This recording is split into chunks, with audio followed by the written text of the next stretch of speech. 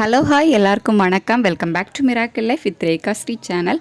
இன்றைக்கி நம்ம இந்த வீடியோவில் முதல் பிரசவத்துக்கும் ரெண்டாம் பிரசவத்துக்கும் என்னென்ன வித்தியாசங்கள் இருக்கும், அதாவது நீங்கள் ப்ரெக்னெண்ட்டாக இருக்கும்போதே என்னென்ன டிஃப்ரென்ஸ் நம்ம பார்க்க முடியும் அப்படிங்கிறது தான் இந்த வீடியோவில் பார்க்க போகிறோம். ஃபஸ்ட் ஒன் என்ன அப்படின்னு பார்த்தீங்கன்னா, உங்களுக்கு ஃபஸ்ட் பேபி இருக்கும்போது சிம்டம்ஸ் அவ்வளோவா தெரியாது. அதாவது தெரிஞ்சாலும் நீங்கள் கண்டுபிடிக்கிறது லேட் ஆகும். பட் செகண்ட் ப்ரெக்னன்சியில் அப்படி இல்லை. அந்த சிம்டம்ஸ் எல்லாமே சீக்கிரமாகவே உங்களுக்கு தெரியும். ஏன்னு பார்த்தீங்கன்னா, ஃபஸ்ட் ப்ரெக்னன்சியில் நீங்கள் இதெல்லாமே எக்ஸ்பீரியன்ஸ் பண்ணியிருப்பீங்க. அதனால செகண்ட் ப்ரெக்னன்சியில் அது உங்களுக்கு ஏற்கனவே பழக்கப்பட்ட விஷயம் அப்படிங்கிறதுனால அந்த அறிகுறிகள் எல்லாமே நீங்கள் சீக்கிரமே கண்டுபிடிக்க முடியும். ஸோ உங்களோட முதல் பிரசவத்தை கம்பேர் பண்ணி பார்க்கும்போது ரெண்டாவது பிரசவத்தில் ஈஸியாகவே, அதாவது விரைவாகவே நீங்கள் அந்த அறிகுறிகளை கண்டுபிடிச்சிடுவீங்க.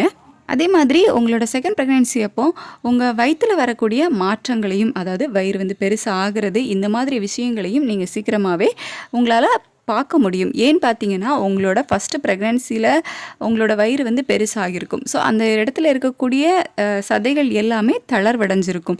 ஸோ அப்படி இருக்கிறதுனால உங்களோட செகண்ட் ப்ரெக்னன்சியில் பேபி வளர வளர உங்கள் வயிற்றில் வரக்கூடிய அந்த மாற்றங்களையும், அதாவது வயிறு பெருசாகிற அந்த மாற்றங்களை ஈஸியாக கண்டுபிடிச்சிருவீங்க.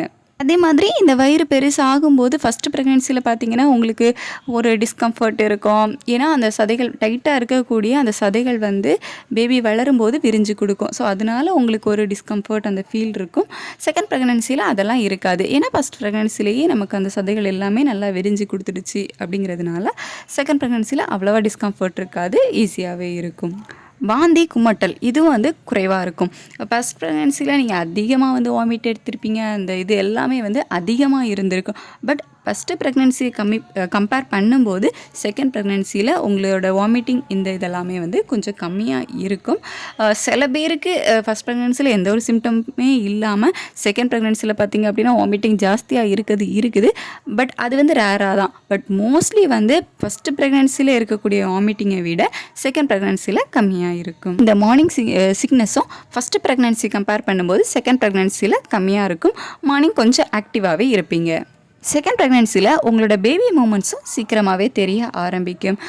எக்ஸாம்பிளுக்கு பார்த்தீங்க அப்படின்னா, ஒரு 16வது வாரம் இல்லை அதுக்கு முன்னாடியே உங்களுக்கு அந்த பேபி மூமெண்ட்டெல்லாம் தெரிய ஆரம்பிக்கும். ஃபஸ்ட்டு ப்ரெக்னன்சியில் உங்களுக்கு பேபி மூமெண்ட் எந்த வாரம் தெரிஞ்சுதோ அதிலிருந்து 1 இல்லைனா 2 வாரத்துக்கு முன்னாடியே உங்களுக்கு பேபி மூமெண்ட் தெரிய ஆரம்பிக்கும். ஒரு 16லேருந்து 24 வாரம் வரைக்கும் நீங்கள் வெயிட் பண்ணி பார்க்கலாம், பேபி மூமெண்ட் தெரியுதா எப்படின்னு சொல்லிட்டு. 24 வாரம் வரைக்கும் உங்களுக்கு பேபி மூமெண்ட் தெரியலை அப்படின்னா கண்டிப்பாக அவங்க டாக்டர்கிட்ட இதை பற்றி கன்சல்ட் பண்ணுங்கள். ஸோ அவங்க என்ன அப்படின்னு சொல்லிட்டு ஸ்கேனில் பார்த்து சொல்லுவாங்க.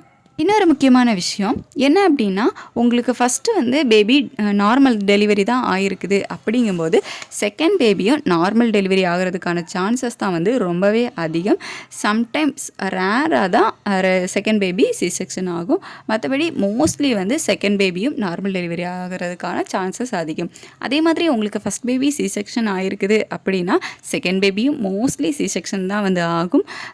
இப்போ விபேக் எல்லாம் பண்ணுறாங்க. அதுக்கு அந்த பேபி இயர்ஸ் கேப் கரெக்டாக இருக்கணும். ஃபஸ்ட் பேபிக்கும் செகண்ட் பேபிக்கும் ஒரு இடையில ஒரு 3 இயர்ஸ் அது கேப் இருக்கணும் அப்படிங்கிற மாதிரி சொல்கிறாங்க. ஸோ அதுக்கெல்லாம் உங்கள் பாடி கண்டிஷன் ஒத்துழைச்சிது அப்படிங்கும்போது உங்களை செக் பண்ணி பார்த்துட்டு உங்கள் டாக்டர் விபேக் பண்ணலாமா என்ன அப்படிங்கிறத அவங்க தான் டிசைட் பண்ணுவாங்க. நம்ம எதுவும் அதில் டிசைட் பண்ண முடியாது. ஸோ விபேக் பண்ணுறது எல்லாமே உங்கள் பாடி கண்டிஷன்ஸை பொறுத்து, ஃபஸ்ட் பேபிக்கும் செகண்ட் பேபிக்கும் எவ்வளோ இயர்ஸ் கேப் இதை பொறுத்து தான் விபேக் பண்ணுறது. இது எதுவுமே இல்லை அப்படிங்கும்போது உங்களுக்கு அந்த ஃபஸ்ட் பேபிக்கும் செகண்ட் பேபிக்கும் 1 இயர் 2 இயர்ஸ் தான் கேப் அப்படிங்கும்போது மோஸ்ட்லி சி செக்ஷன் தான் ஆகும். இதெல்லாம் தான் ஃபஸ்ட் ப்ரெக்னன்சிக்கும் செகண்ட் ப்ரெக்னன்சிக்கும் இருக்கக்கூடிய டிஃப்ரென்ஸ். ஓகே, எனக்கு ஃபஸ்ட் ப்ரெக்னன்சியில் நான் நல்லா எக்ஸ்பீரியன்ஸ் ஆகிருக்கேன், ஸோ எனக்கு எல்லாமே தெரியும் அப்படின்னு சொல்லிட்டு உங்களுக்கு ஏதாச்சும் டிஸ்கம்ஃபர்ட் இருக்குது அப்படிங்கும்போது அதுக்கான மெடிசின்ஸோ இல்லை ஏதாச்சும் நீங்களே ட்ரை பண்ணிக்காதீங்க. ஏன்னா பேபி விஷயத்தில் நம்ம ரொம்பவே கேர்ஃபுல்லாக இருக்கணும்.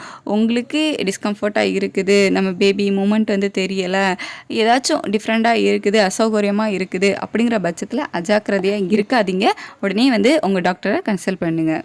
பற்றி வேறு ஏதாச்சும் என்கிட்ட கேட்கணும் அப்படின்னு நினச்சிங்கன்னா கீழே இருக்க கமெண்ட் செக்ஷனில் கமெண்ட் பண்ணுங்கள், நான் ரிப்ளை பண்ணுறேன். இந்த வீடியோ உங்களுக்கு யூஸ்ஃபுல்லாக இருந்திருக்கும் அப்படின்னு நினைக்கிறேன்.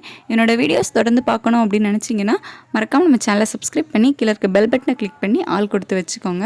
அப்போ தான் நம்ம அடுத்தடுத்து போடுற வீடியோஸ் எல்லாமே உங்களுக்கு நோட்டிஃபிகேஷன்ஸாக வரும். இந்த வீடியோ இவ்வளோ நேரம் பொறுமையாக பார்த்ததுக்கு தேங்க்யூ ஸோ மச்.